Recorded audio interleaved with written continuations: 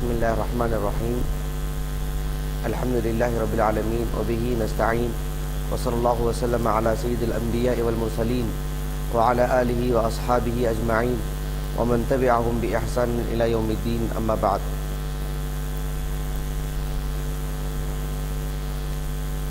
آج سے انشاءاللہ اللہ سبحانہ وتعالیٰ کی سب سے عظیم کتاب قرآن مجید، جس کو اللہ رب العالمین نے اپنے آخری نبی محمد صلی اللہ علیہ وسلم پر نازل فرمایا،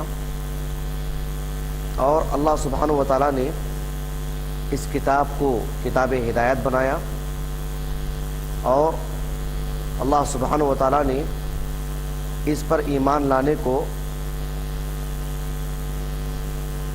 اس پر ایمان لانا اور اللہ سبحانہ وتعالیٰ کی اس شریعت پر عمل کرنا اللہ رب العالمین نے اپنے بندوں پر واجب قرار دیا ہے۔ اگر کوئی شخص اللہ سبحانہ وتعالیٰ کی اس کتاب پر ایمان نہیں لاتا ہے تو اللہ سبحانہ وتعالیٰ نے قرآن مجید میں ارشاد فرمایا سورہ ہود میں، وَمَن يَكْفُرْ بِالْأَحْزَابِ، سورہ ہود میں اللہ تعالیٰ نے فرمایا کہ جو بھی جماعتیں ہیں قرآن مجید کا انکار کریں گے، وَمَن يَكْفُرْ مِنَ الْأَحْزَابِ فَالنَّارُ مَوْعِدُهُ، جو بھی یعنی جتنے بھی جماعتیں ہیں، جو بھی غیر مسلمین ہیں یا جو بھی کافروں کی جماعتیں ہیں، قرآن مجید کا وہ انکار کریں گے تو جہنم ہی ان کا ٹھکانہ ہے۔ تو والعیاذ باللہ، اللہ سبحانہ وتعالیٰ اس چیز سے ہماری حفاظت فرمائے۔ تو چونکہ قرآن مجید کو اللہ سبحانہ وتعالیٰ نے کتاب ہدایت قرار دیا ہے، اور کتاب ہدایت کا مطلب ہی یہ ہوتا ہے کہ قرآن مجید کو سمجھ کر کے پڑھا جائے۔ اگر کوئی قرآن مجید کو سمجھ کر کے نہیں پڑھے گا تو وہ کتاب ہدایت اس کے حق میں ہو نہیں سکتی ہے۔ تو قرآن مجید کو سمجھ کر کے پڑھنا، اس کے معانی اور اس کے مطالب پہ غور کرنا، اس کے پیغام پر بارہا غور کرتے رہنا، اسی وقت اس کو صحیح معنوں میں ہدایت مل سکتی ہے۔ ورنہ قرآن مجید کی صرف تلاوت ہوتی رہے، اصل مقصود قرآن مجید کا یہ نہیں ہے کہ قرآن مجید کی صرف تلاوت ہوتی رہے، یہ اصل مقصود نہیں ہے۔ تلاوت کی بہت فضیلت ہے، تلاوت کی بڑی اہمیت ہے، اس پر اللہ سبحانہ وتعالیٰ نے بہت اجر رکھا ہے، لیکن یہ سادگی کے ساتھ جو عموماً آج ہم دیکھتے ہیں مسلم گھرانوں میں جو تلاوت ہوتی رہتی ہے اور اسی پر بس کیا جاتا ہے، یہ اصل مقصود نہیں ہے شریعت کو۔ اللہ سبحانہ وتعالیٰ نے صرف اس وجہ سے نازل نہیں کیا ہے کہ ایک تلاوت ہوتی رہے رسمی طور پر روزانہ کا ایک پارہ، یہ اصل مقصود نہیں ہے۔ تلاوت اپنی جگہ پر ہے، اس کے فضائل اپنی جگہ پر ہے، لیکن سب سے اہم چیز وہ یہ ہے کہ قرآن مجید میں غور و فکر کیا جائے، تدبر سے کام لیا جائے، قرآن مجید کی آیتوں پر تفکر کیا جائے۔ غور طلب بات کیا ہے؟ سورۃ الاحزاب کی بالکل آخری آیتوں میں سے ہے، اللہ تعالیٰ نے معروف آیت ہے، اللہ تعالیٰ نے فرمایا کہ اِنَّا عَرَضْنَا الْأَمَانَةَ عَلَى السَّمَاوَاتِ وَالْأَرْضِ وَالْجِبَالِ فَأَبَيْنَ أَن يَحْمِلْنَهَا وَأَشْفَقْنَ مِنْهَا وَحَمَلَهَا الْإِنسَانُ إِنَّهُ كَانَ ظَلُومًا جَهُولًا۔ اس آیت کریمہ میں اللہ رب العالمین نے بہت ہی اہم بات بتلائی ہے۔ اللہ تعالیٰ نے فرمایا کہ ہم نے اس امانت کو، یعنی اس شریعت کو، اس کتاب کو ہم نے آسمان پر پیش کیا، ہم نے زمین پر پیش کیا، ہم نے پہاڑ پر پیش کیا، اور سبھوں نے لینے سے انکار کر دیا۔ حالانکہ مشاہدہ کیا ہے کہ پہاڑ بہت عظیم مخلوق ہے، بہت عظیم مخلوق ہے۔ اسی طریقے سے آسمان، وہ اللہ سبحانہ وتعالیٰ کی اتنی بڑی مخلوق ہے کہ کوئی اس کا احاطہ نہیں کر سکتا، یعنی کوئی اس کو کوئی اندازہ نہیں لگا سکتا کہ اس کی کشادگی کتنی ہے۔ زمین اللہ سبحانہ وتعالیٰ کی اتنی عظیم مخلوق ہے، حقیقی معنوں میں اس کا جو ہے احاطہ کرنا بہت مشکل ہے۔ تو اس اعتبار سے اللہ رب العالمین نے اتنی عظیم مخلوقات کے ہاں یہ پیش کیا قرآن مجید کو، لیکن سبوں نے اس کے تحمل سے جو انکار کر دیا کہ ہم اس کو برداشت نہیں کر سکتے۔ کیا مطلب ہے؟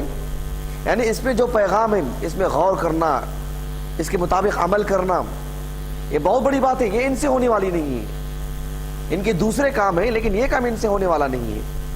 لیکن اللہ سبحانہ وتعالیٰ نے ان انسانوں کو اتنا عظیم دل عطا فرمایا، اتنی پختہ عقل عطا فرمائی کہ اللہ سبحانہ وتعالیٰ کے کلام کو سمجھنے والا دل عطا کیا۔ یہ معمولی بات نہیں ہے۔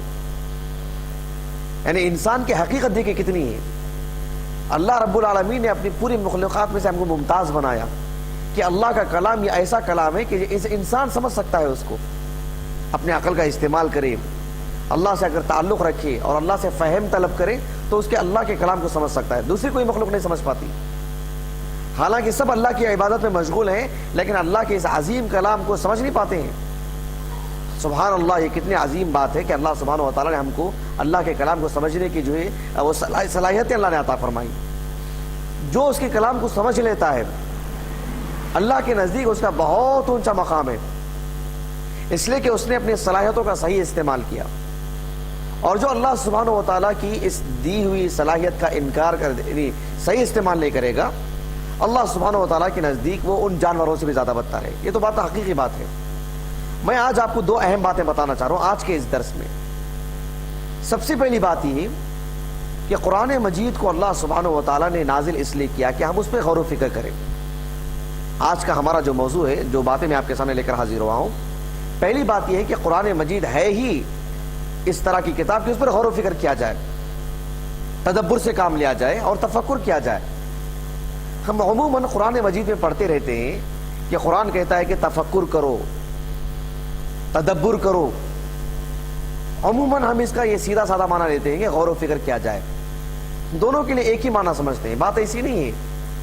تفکر وہ بھی عربی زبان کا لفظ ہے اور تدبر وہ بھی عربی زبان کا لفظ ہے، اور دونوں ہم معنی نہیں ہے، دونوں کا ایک ہی معنی نہیں ہے، دو الگ الگ معنی دونوں اپنے اندر رکھتے ہیں.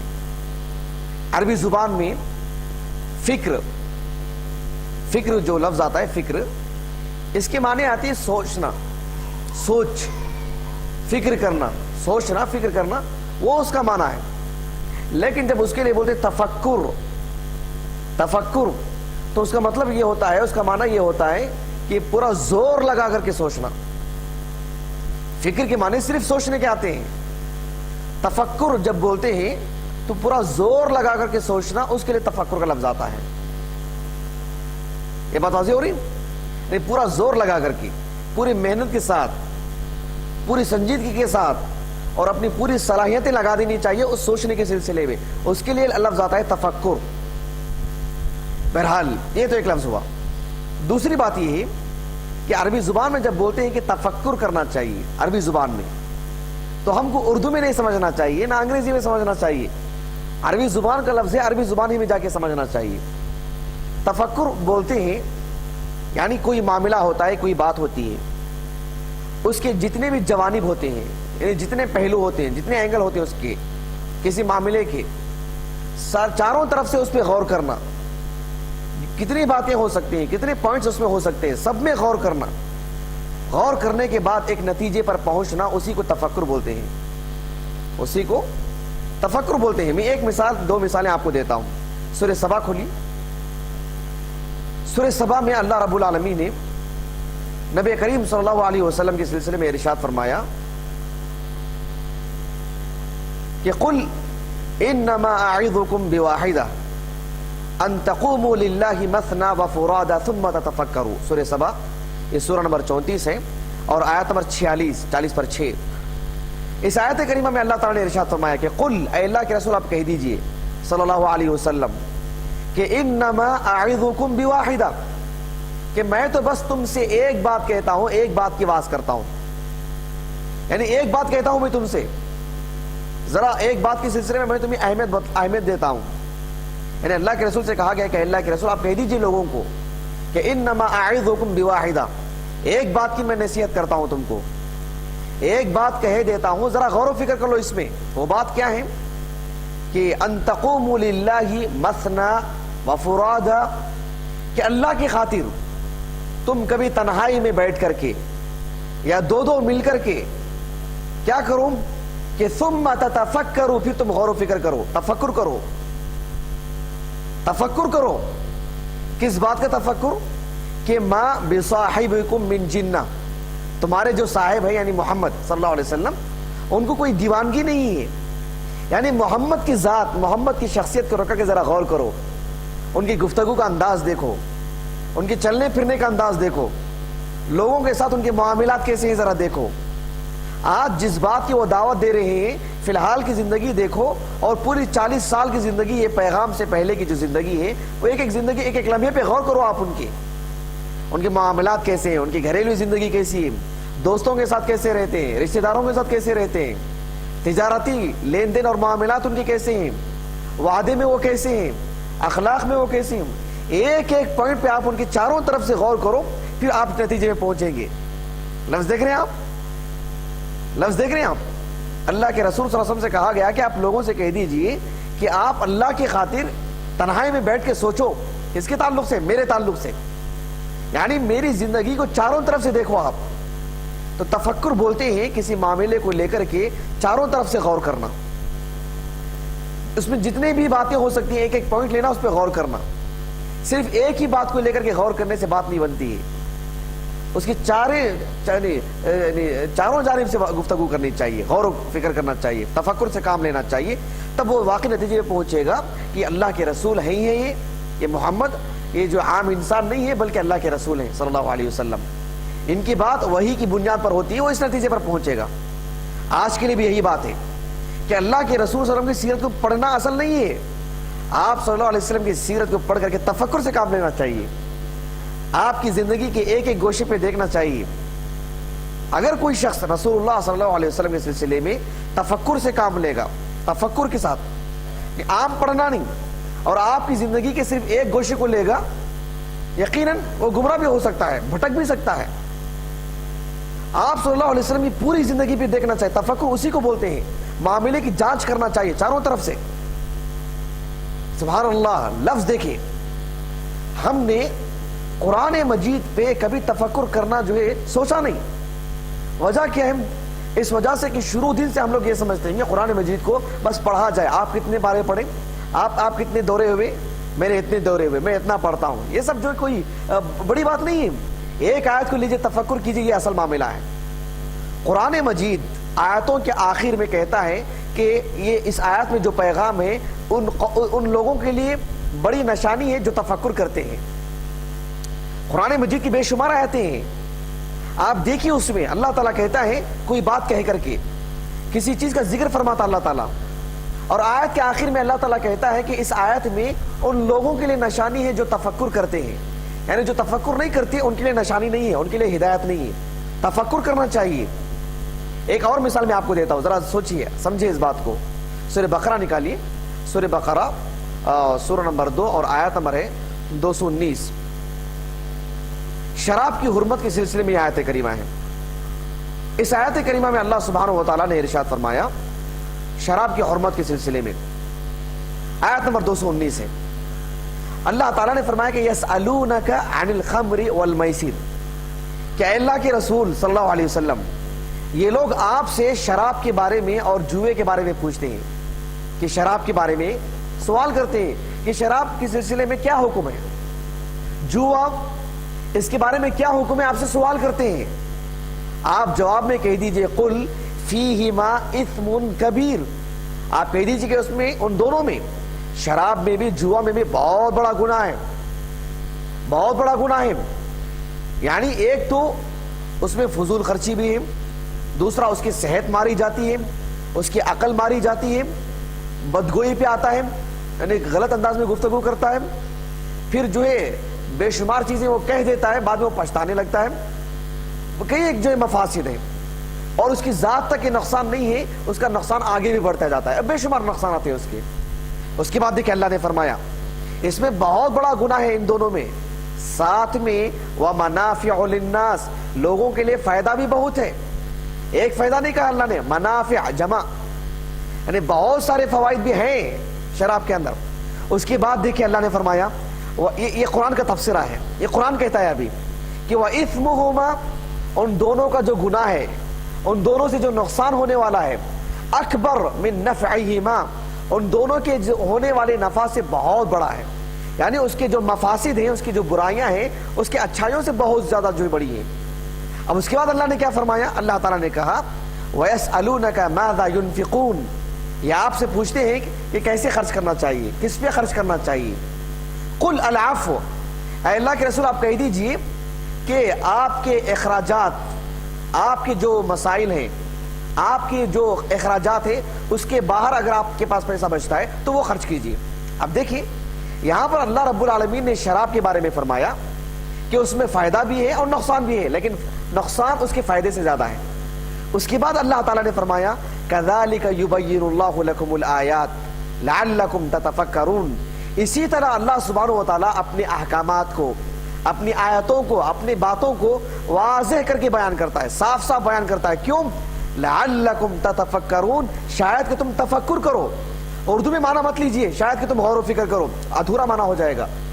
شاید کہ تم تفکر کرو، مطلب یہ ہے کہ شراب کے اندر جو فوائد ہیں اس کا نقصان بہت زیادہ ہے، اور آپ تفکر کیجئے، یعنی شراب کو لے کر کے اس کی چاروں جانب سے آپ تفکر کیجئے، ہر ایک پوائنٹ پہ آپ غور کیجئے، آپ اسی نتیجے پہ پہنچیں گے کہ اللہ نے حرام قرار دیا، آپ بھی اس سے متفق ہو جائیں گے۔ ایک پوائنٹ لیں گے آپ بولیں گے نہیں شراب میں فائدہ ہے، انکار کس نے کیا؟ خود رب العالمین کہہ رہا ہے جو اس کا خالق ہے۔ فوائد بھی ہیں لیکن نقصانات بہت زیادہ ہیں، اور آپ تفکر کیجئے، یعنی دیکھیے مت، چکھیے مت، یہ مت دیکھیے کہ ایک معاملے کو مت لیجئے بلکہ تفکر کیجئے، یعنی اس کی جتنے بھی باتیں ہو سکتی ہیں، جتنے اینگل ہو سکتے ہیں، سارے اینگل سے آپ غور کیجئے، آپ کس نتیجے پہ پہنچیں گے؟ اسی نتیجے پہ جس نتیجے پہ قرآن آپ کو ٹھہرانا چاہتا ہے، یعنی تفکر کرنا چاہیے۔ یہ بہت اہم بات ہے، یہ تفکر اگر نہیں کریں گے پھر تو قرآن مجید کا جو اصل معنی اور مقصد ہے وہ اس کے قریب کوئی پہنچ نہیں سکتا ہے۔ قرآن مجید میں اس طرح کی بے شمار آیتیں ہیں جس میں قرآن جو ہے تفکر کرنے کی تعلیم دیتا ہے۔ کس بات کی تعلیم دیتا ہے؟ تفکر کرنے کی۔ میں ایک اور بات آپ کو دیتا ہوں، ایک اور مثال آپ کو دیتا ہوں تفکر کے لیے۔ سورہ آل عمران بڑی معروف سورت ہے۔ سورہ آل عمران میں اللہ سبحانہ و تعالیٰ نے اپنے جو مومن بندے ہیں، اللہ سبحانہ و تعالیٰ ہمارا شمار انہی میں سے فرمائے۔ اللہ تعالیٰ نے فرمایا، آیت نمبر 190 ہے سورہ آل عمران، اللہ تعالیٰ نے فرمایا ان فی خلق السماوات والارض، کہ یقیناً آسمانوں کو پیدا کرنے میں اور زمین کو پیدا کرنے میں، واختلاف اللیل والنہار، رات کے آنے اور جانے میں، رات کے بعد دن، دن کے بعد رات، اس کے آنے جانے میں، لآیات، نشانیاں ہیں، لام تاکید کے لیے، آیات، آیہ بھی نہیں کہا، آیات یعنی بہت ساری نشانیاں ہیں، اور سبحان اللہ یہ نکرہ بھی ہے، لآیات نکرہ ہے، مطلب کہ اپنے اندر بہت سارے جو ہے عموم بہت ساری نشانیاں رکھتے ہیں اس کے اندر، لیکن کن کے لیے؟ لأولی الالباب، عقل مندوں کے لیے جو اپنے عقل کا صحیح استعمال کرتے ہیں۔ اب اس کے بعد دیکھیے اللہ تعالیٰ نے اہل ایمان کے تعلق سے فرمایا الذین یذکرون اللہ، اللہ سبحانہ و تعالیٰ کے وہ مومن بندے جو اللہ سبحانہ و تعالیٰ کا ذکر کرتے رہتے ہیں، قیاماً، کھڑے ہو کر کے، قیام کی حالت میں بھی، یعنی نماز میں قیام کی حالت میں، وقعوداً، اور بیٹھ کر کے، وعلی جنوبہم، اور اپنے یعنی پہلو کے بل جب لیٹے ہوئے رہتے ہیں، لیٹ کر کے بھی یعنی اللہ سبحانہ و تعالیٰ کا ذکر کرتے رہتے ہیں۔ اب اس کے بعد دیکھیں وَيَتَفَكَّرُونَ، اور تفکر کرتے رہتے ہیں، لفظ پہ غور کیجئے آپ، وَيَتَفَكَّرُونَ، اور تفکر کرتے ہیں، فی خلق السماوات والارض، آسمانوں اور زمین کے بنانے میں، اس کی بناوٹ پہ جو اللہ نے ان کو پیدا کیا اس میں تفکر کرتے ہیں، یعنی آسمان کو صرف دیکھ لینا وہ تفکر نہیں ہے، زمین پہ نظر ڈال لینا وہ تفکر نہیں ہے۔ کون انسان ہے جس کی نظر آسمان کی طرف نہیں جاتی سوائے نابینا کے؟ ایک اندھے شخص کے علاوہ ہر کوئی آسمان کو دیکھتے رہتا ہے، صرف دیکھنے کو تفکر نہیں بولتے ہیں، تفکر کرنا چاہیے، یعنی سبحان اللہ اتنا عظیم آسمان، اتنا بڑا آسمان، اتنا کشادہ آسمان، بغیر کسی یعنی ستون کے ایسے ہی کھڑا ہوا ہے، کون اس کو پکڑا ہوا ہے؟ پھر آسمان کے تعلق سے مزید جو باتیں اللہ تعالیٰ نے بیان کی ہیں ان سب میں تفکر کرنا، زمین اس کی حرکت پر، اس کی بناوٹ پر، اس کی کشادگی پر، اور انسان کو کیسے تھامے ہوئے ہیں، گول گھوم رہے ہیں لیکن انسان گر نہیں پا رہا، کیا کشش رکھی اللہ نے اس کے اندر، ہر اینگل سے غور کرنا، تفکر کرنا۔ اس کے بعد اللہ نے کیا فرمایا؟ تفکر کرنے کے نتیجے میں ہی، یعنی پورا تفکر کرنا چاہیے۔ تفکر کے نتیجے میں کیا ہوتا ہے؟ ایک مومن کہتا ہے ربنا ما خلقت ھذا باطلا، اے ہمارے رب، اے ہمارے پروردگار، تو نے کوئی چیز بیکار نہیں پیدا کی۔ یہ کب کہے گا؟ وہ تفکر کرنے کے بعد، تفکر ہونا چاہیے، تفکر کے بعد ہی یہ بات کہے گا وہ، ورنہ وہ بات ادھوری ہے۔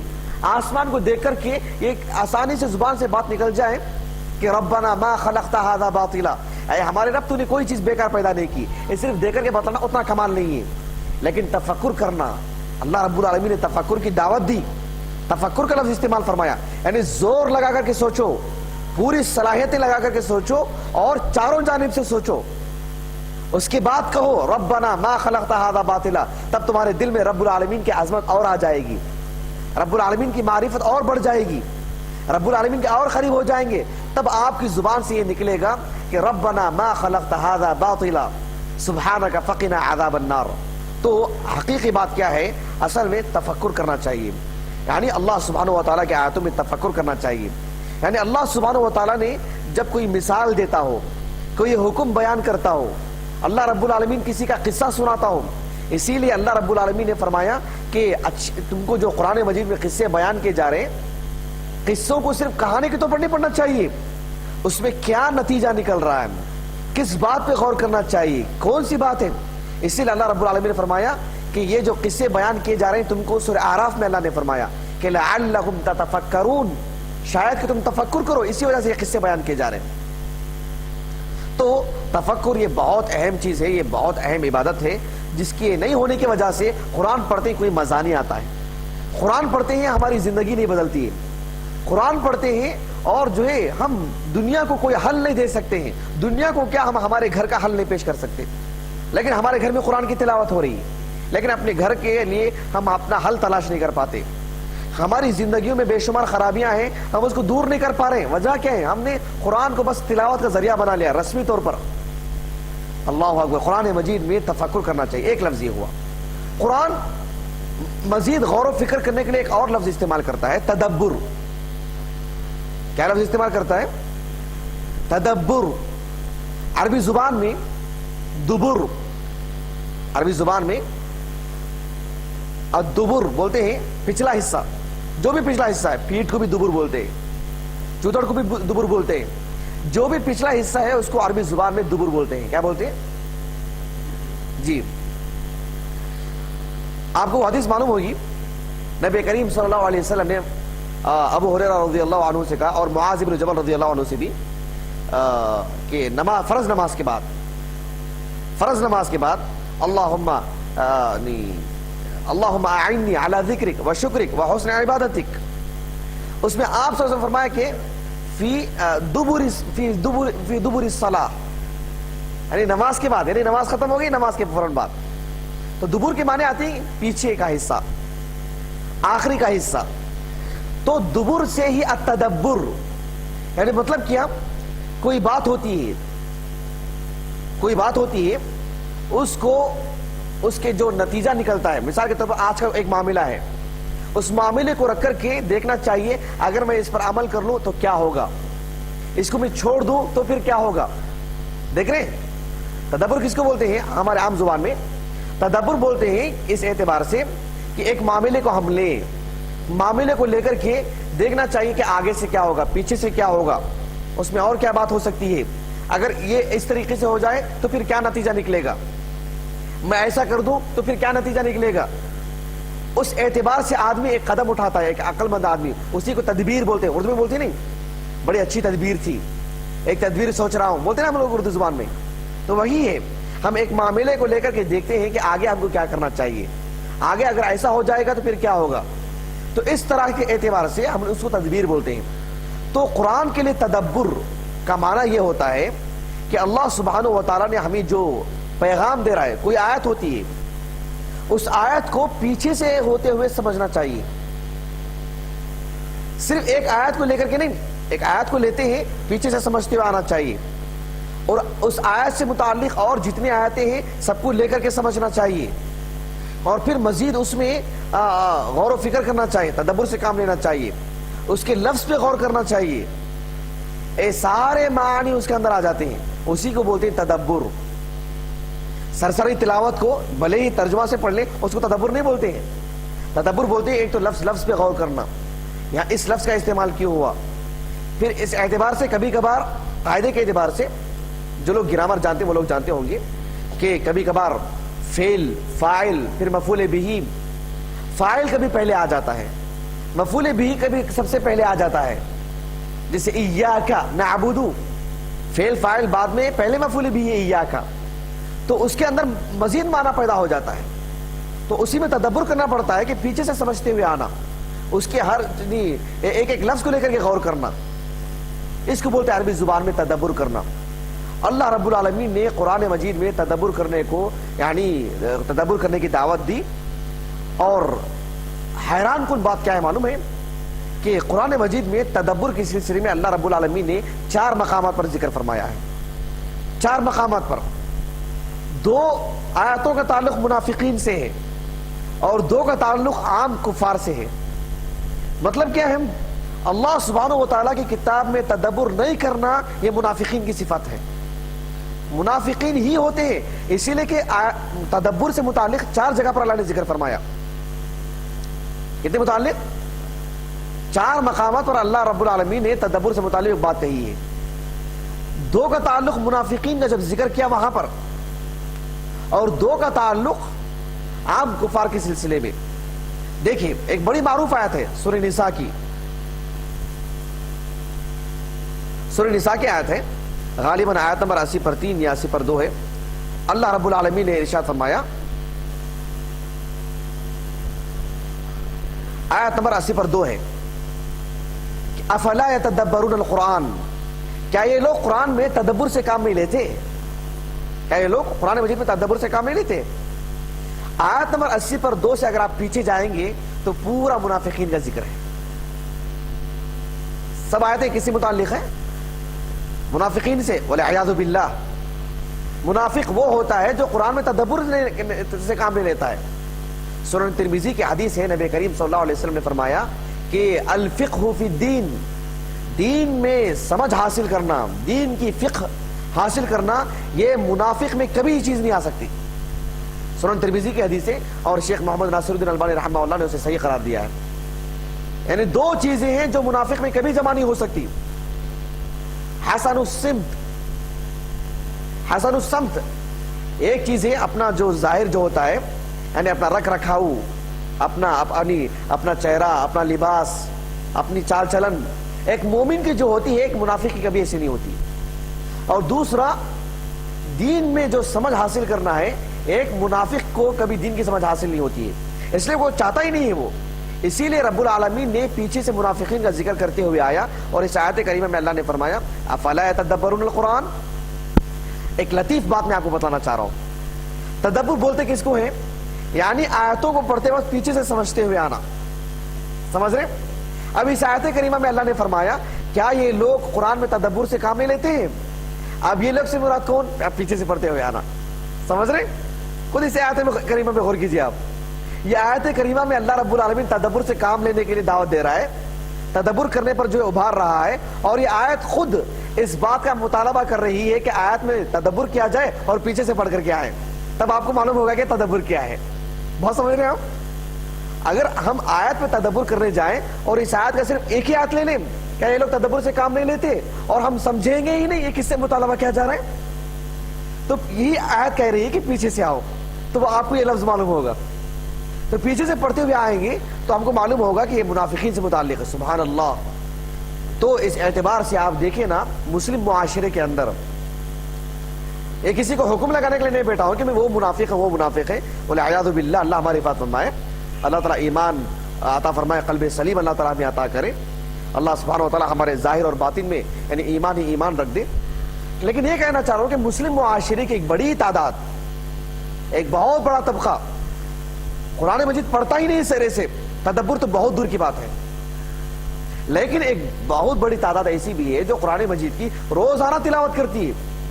رمضان کا مہینہ آتا ہے تو جو ہے دو دورے 3 دورے، میں نے 4 ختم کیے 5 ختم کیے، لیکن تدبر کتنا کیا؟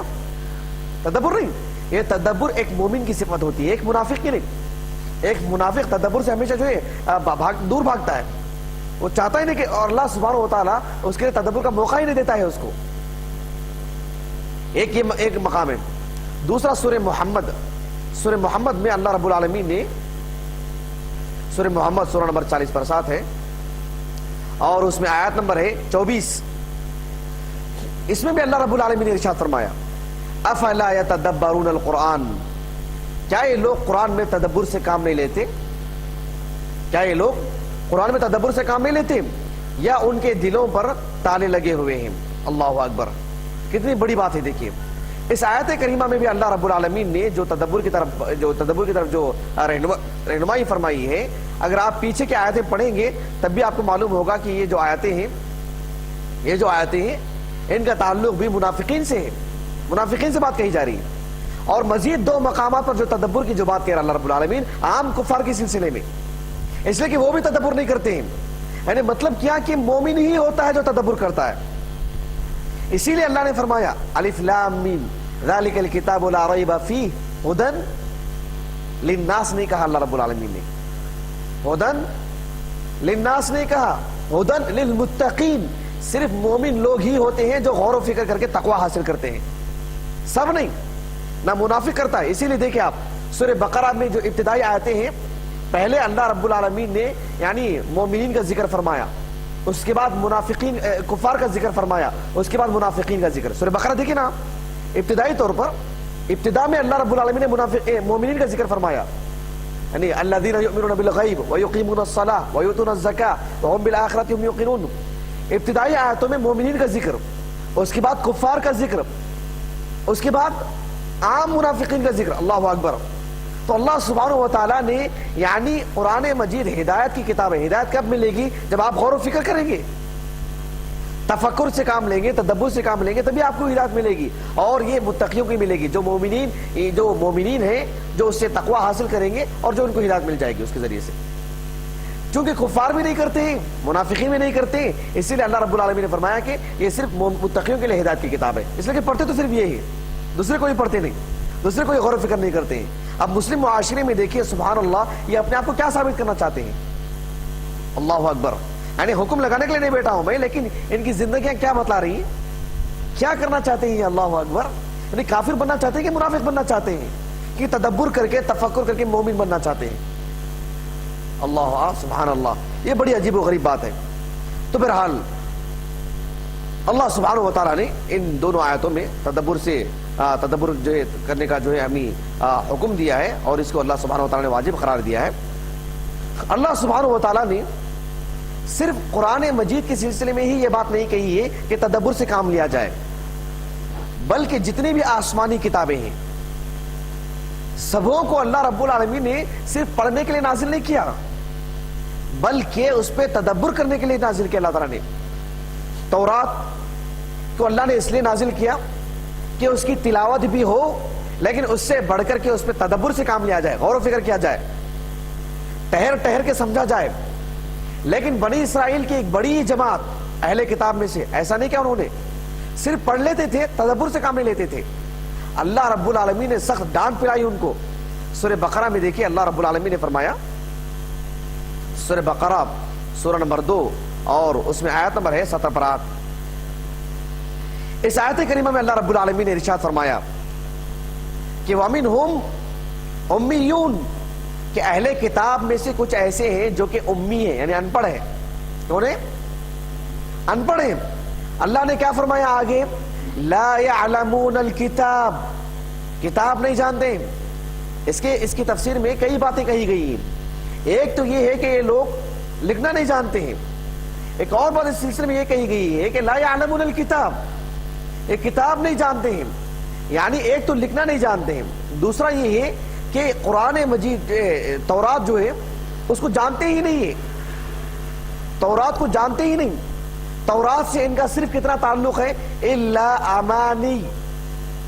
الا امانی، امانی کی تفسیر میں اہل علم نے کئی ایک اقوال کہے ہیں. ایک قول آتا ہے تلاوت کا، یعنی تورات سے ان کا تعلق صرف امانی تلاوت سے تھا، غور و فکر سے نہیں تھا. اس لیے اللہ رب العالمین نے ڈانٹ پلائی ان کو اور برا بلا کہا ان کو، اس لیے کہ تورات سے صرف ان کا تعلق تلاوت سے تھا، تدبر سے نہیں تھا. اور قرآن مجید چونکہ یہ آخری کتاب ہے اور زندگی کے پورے مسائل کو گھیر کر کے، تورات پوری دنیا کے لیے نہیں تھی. یعنی تورات کے تعلق سے سمجھنا چاہیے آپ ہم لوگوں کو، ایک تو تورات ہمیشہ کے لیے نہیں، قیامت تک کے لیے نہیں، اللہ کے رسول آنے کے بعد تورات ختم. لیکن دوسری بات کیا ہے جس پر عموماً لوگ غور نہیں کرتے ہیں، وہ کیا ہے کہ تورات جب نازل کی گئی تو پوری دنیا کے لوگوں کے لیے نہیں تھی، وہ صرف بنی اسرائیل کے لیے، صرف بنی اسرائیل کے لیے، جبکہ قرآن ایک تو قیامت تک کے لیے بھی اور پوری دنیا کے لوگوں کے لیے بھی، اور تورات میں دونوں باتیں نہیں تھی، ایک تو قیامت تک کے لیے بھی نہیں اور دوسرا اپنے دور میں بھی، اپنے پیریڈ میں بھی پوری دنیا کے لوگوں کے لیے نہیں تھا وہ، یعنی دنیا میں جہاں کہیں بھی کوئی بھی جو شخص ہو وہ مسلمان ہو تو تورات ہی کو اس کو جو ماننا پڑے گا، ایسی بات نہیں تھی۔ کتنی عجیب و غریب بات ہے دیکھیے، اس کے باوجود بھی وہ صرف تلاوت سے ان کا تعلق تھا ایک جماعت کا، لیکن قرآن مجید تو پوری دنیا کے لیے اور ہماری زندگی کے ہر مسئلے کا حل بتلاتی ہے، لیکن اس میں تدبر نہیں دیکھیں۔ اللہ اکبر۔ تو میں انشاءاللہ میں یہ بات کیوں بتلایا آپ کو کہ ہم انشاءاللہ آگے جب تفسیر پڑھیں گے تو ایک ایک لفظ پہ ٹہر کے پڑھیں گے، اس کو اچھی طرح سمجھ کے پڑھیں گے۔ ہماری زندگی میں اگر ہم 10 آیتیں بھی سمجھ کر کے پڑھ لیے، یہ بہت بڑی کامیابی ہے۔ آپ صلی اللہ علیہ وسلم کے صحابہ، ان کی مادری زبان عربی زبان تھی، اس کے باوجود بھی وہ قرآن مجید کو اتنا ٹہر کر کے پڑھتے تھے کہ یہ 10 سال لگ جاتے تھے یعنی چند آیتیں پڑھنے کے لیے، یعنی ایک ہی آیت کو 10 مرتبہ پڑھیے آپ کو 10 باتیں معلوم ہوگی، 11ویں مرتبہ پڑھیے آپ کو 11ویں بات معلوم ہوگی۔ یہ باتیں اللہ رب العالمین نے قرآن مجید میں رکھا ہے۔ عبداللہ بن مسعود رضی اللہ عنہ کہتے تھے میری اونٹنی کی رسی بھی اگر گم جائے تو میں کتاب اللہ سے تلاش کروں گا، کتاب اللہ سے، جبکہ ہمارا تعلق قرآن سے ایسا ہے، عام دنیا کے مسائل چھوڑیے، دین کے جو مسائل ہیں بڑے بڑے اس کو بھی ہم قرآن سے تلاش نہیں کرتے، جیسے عقیدے کا مسئلہ ہے، توحید کا مسئلہ، توحید کو ہم قرآن سے نہیں لیتے، جائے کہ دوسرے مسائل چھوڑیے، عام جو سب سے اہم مسئلہ ہے توحید کا مسئلہ وہ بھی ہم کتاب اللہ سے لینے کے لیے تیار نہیں، جبکہ عبداللہ بن مسعود رضی اللہ عنہ کہتے ہیں کہ قرآن مجید میں تو ہر مسئلے کا حل ہے، میری اونٹنی کی رسی بھی گم جائے میں اس سے تلاش کروں گا، یعنی مطلب کیا، دنیا کا کوئی بھی معاملہ ایسا نہیں ہے جس کے جو ہماری اس میں رہنمائی نہیں کرتا ہے، واقعی علماء تھے، واللہ اکبر۔ بہرحال آج کے تعلق سے یہ بات کافی ہے انشاءاللہ، یعنی تدبر سے متعلق۔ ابھی چونکہ کچھ وقت باقی ہے، ایک دوسری بات میں آپ کو کہتا ہوں، وہ تھوڑی سمجھنے کی ہے، بڑی دلچسپ بھی ہے اور بڑی اہم بھی ہے، وہ یہ ہے کہ قرآن مجید کی جو بے شمار خصوصیات ہیں اس میں سے ایک بہت بڑی خصوصیت یہ بھی ہے کہ قرآن دیگر کتابوں کی طرح ضائع نہیں ہونے والی ہے، جیسے تورات ضائع ہو گئی، انجیل ضائع ہو گئی، زبور ضائع ہو گئی، بہت عام بات بتلا رہا ہوں میں آپ کو۔ قرآن مجید کے اللہ رب العالمین نے اس کی حفاظت فرمایا اور اپنے ذمے لے لی، جبکہ تورات کا معاملہ ایسا تھا کہ اللہ تعالیٰ نے یہودیوں کے جو علماء ہیں ان سے کہا تھا کہ تم اس کی حفاظت کرو، اور وہ نہیں کر پائے، جیسے کہ اللہ رب العالمین نے سورہ مائدہ سورہ نمبر 5، سورۃ المائدہ سورہ نمبر 5 اور آیت نمبر ہے 44 اس آیت کریمہ میں اللہ رب العالمین نے ارشاد فرمایا اِنَّا أَنزَلْنَا التَّوْرَاةَ فِيهَا هُدًى وَنُورٌ، کہ ہم نے تورات نازل کی، اس میں ہدایت ہے، نور ہے، یعنی باطل جو کہ اندھیرا ہے اس کے مقابلے میں حق نور ہے۔ پھر اللہ تعالیٰ نے فرمایا يَحْكُمُ بِهَا النَّبِيُّونَ الَّذِينَ أَسْلَمُوا لِلَّذِينَ هَادُوا وَالرَّبَّانِيُّونَ وَالْأَحْبَارُ بِمَا اسْتُحْفِظُوا مِنْ كِتَابِ اللَّهِ۔ اللہ تعالیٰ نے فرمایا کہ تورات کے ذریعے سے انبیاء علیہ السلام، یعنی انبیاء کے ایک بڑی تعداد کوئی الگ سے کتاب لے کر کے نہیں آئے، تورات ہی کو لے کر کے وہ لوگوں میں فیصلہ کیا کرتے تھے۔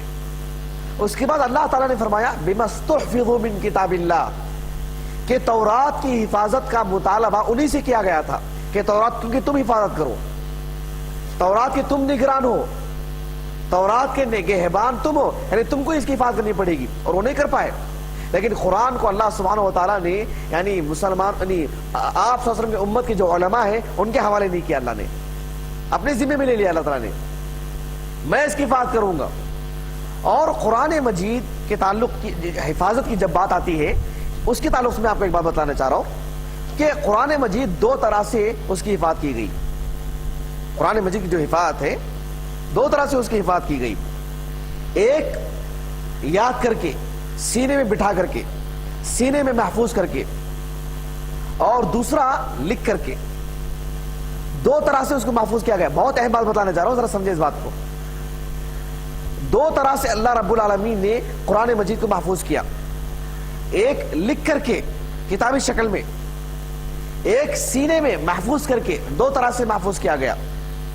میں اس کے تعلق سے کچھ تفصیلی گفتگو کروں گا، لیکن آپ کو ایک اہم بات جو بتانا چاہ رہا تھا وہ یہ ہے کہ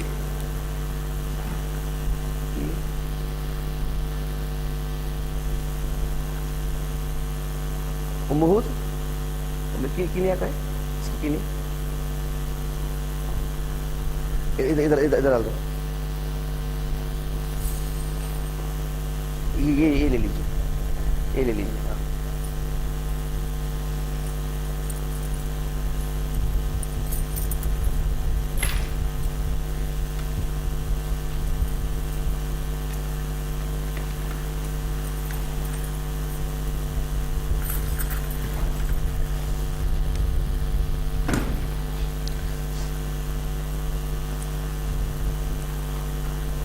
ایک بہت اہم معاملہ ہے، ذرا اس کو سمجھیے آپ۔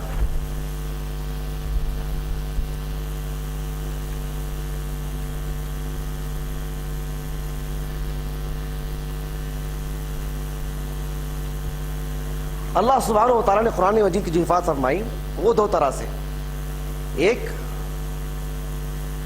یاد کر کے سینے میں بٹھا کر کے حفاظ کے سینوں میں، اور دوسرا لکھ کر کے۔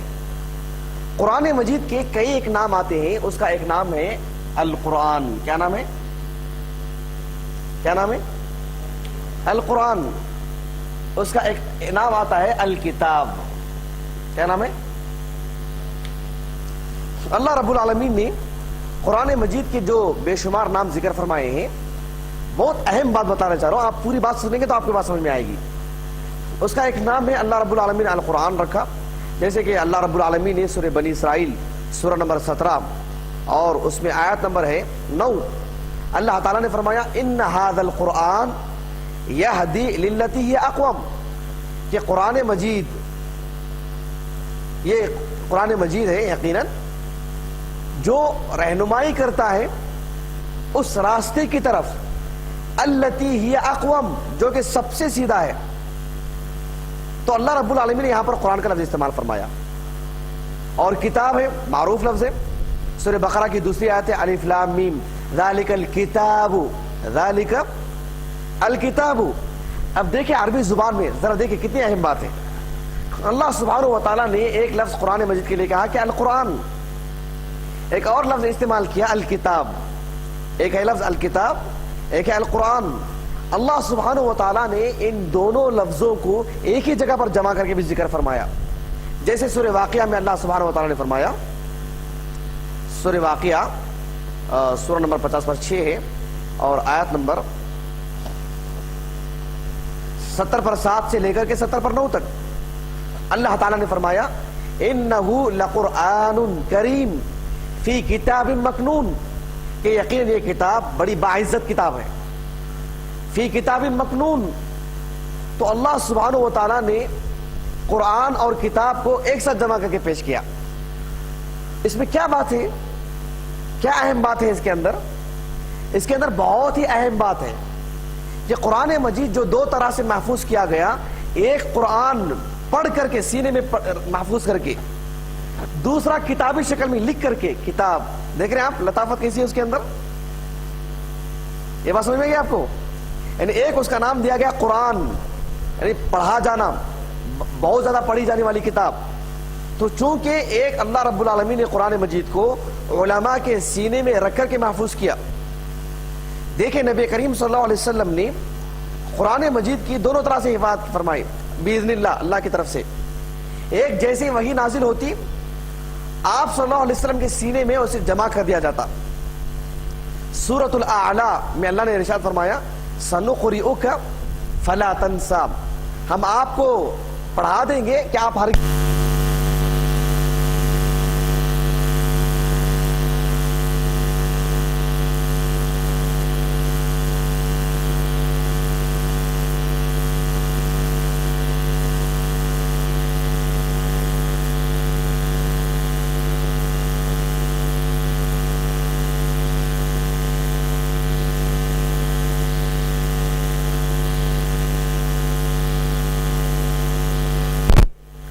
کہ القرآن عربی زبان میں اس کی جو اصل بنتی ہے وہ ہے قرعن.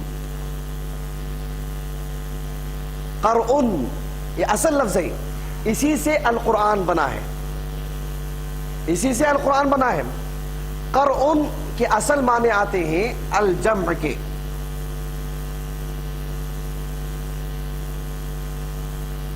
یعنی القرآن کس سے بنا ہے؟ قرعن سے. اور قرعن کا عربی زبان میں اصل معنی کیا ہے؟ الجمع، یعنی کسی چیز کا جمع کرنا. یہ تھوڑی بہت لطیف بات ہے، باریک بات ہے، سمجھنے میں دشواری ہوگی. عربی زبان میں جو القرآن کہتے ہیں ہم، وہ قرعن سے بنا ہے، قرعن ہی سے قرآن بنا ہے.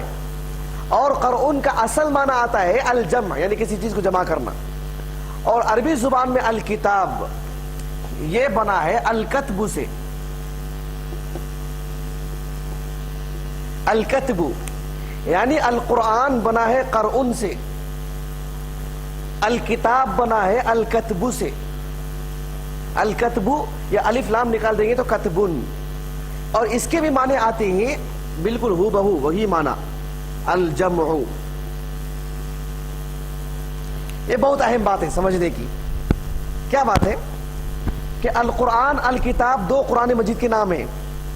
اور قرآن مجید دو طرح سے محفوظ کیا گیا ہے، ایک سینے میں محفوظ کر دیا گیا اور دوسرا کتابی شکل میں.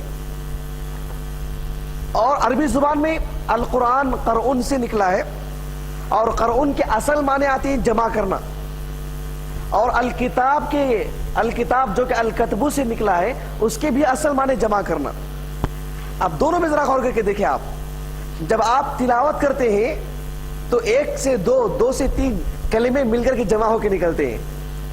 جب آپ قرآن لکھتے بھی ہیں تب بھی ایک سے دو سے تیسرا کلمات کو ملا کر کے لکھتے جاتے رہتے ہیں.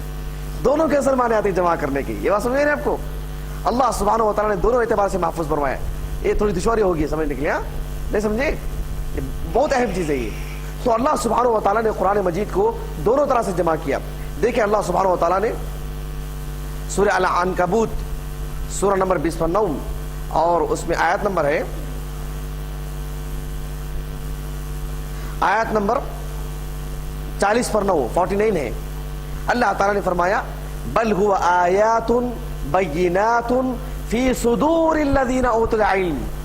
یہ وہ آیتیں ہیں جو کہ کھلی واضح آیتیں ہیں جو اللہ رب العالمین نے فی صدور الذین اوتوا العلم، علماء کے سینے میں اللہ نے اسے محفوظ کر کے رکھا ہے. کتنی شرف کی بات ہے، اللہ اکبر. ایک یوں محفوظ کیا گیا اور دوسرا کتابی شکل میں. اس کا ایک نام ہے القرآن، ایک نام ہے الکتاب، اس لیے کہ قرآن دو طریقے سے محفوظ کیا گیا. ایک سینے میں رکھ کر کے جو پڑھا جاتا ہے سینے سے، اور دوسرا کتابی شکل میں. دونوں اعتبار سے اللہ رب العالمین نے قرآن مجید کو محفوظ کر کے رکھا ہے. بہرحال یہ ایک ایسی ضمنی بات تھی جو میں نے آپ کے سامنے جو ہے قرآن مجید کی حفاظت کے بارے میں میں نے آپ کے سامنے بات رکھ دی ہے. کل انشاءاللہ قرآن مجید کے سلسلے میں بہت ہی اہم بات میں آپ کو بتانے جا رہا ہوں باذن اللہ. وہ یہ ہے کہ قرآن مجید کی تفسیر کیسے کی جائے. کیونکہ 1400 سال کی تاریخ اگر دیکھیں گے تو اتنے لوگوں نے تفسیریں کی ہیں قرآن مجید کی، آپ شمار نہیں کر پائیں گے. اور کسی نے آج تک شمار نہیں کیا ہے،